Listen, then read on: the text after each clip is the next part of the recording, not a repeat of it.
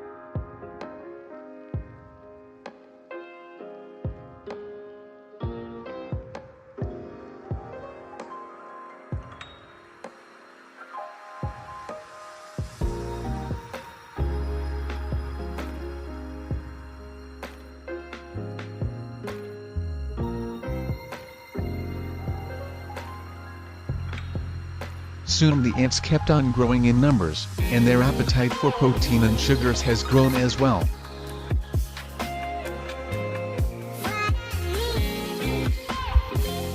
To prevent them from trying to drag the honey inside, I simply just started to put honey on a small rock.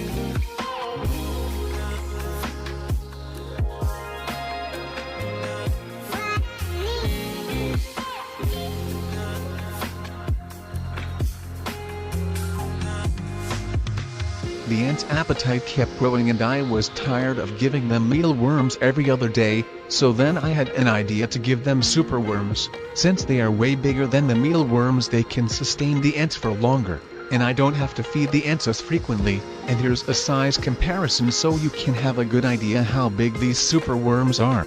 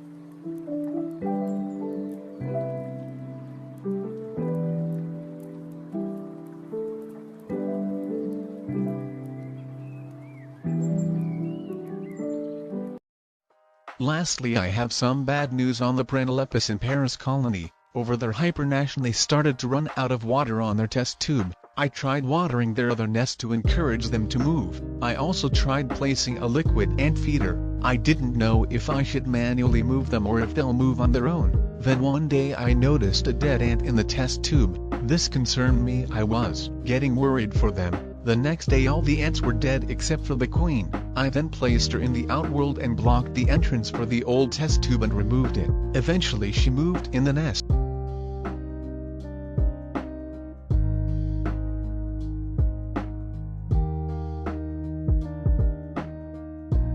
About 2 weeks later I noticed she had laid some eggs. I was really excited to find this out because now this colony has a chance. Over the next couple weeks she had laid some more eggs. She now has a nice batch of eggs. In this new nest water shouldn't be a problem. All she needs now is hope.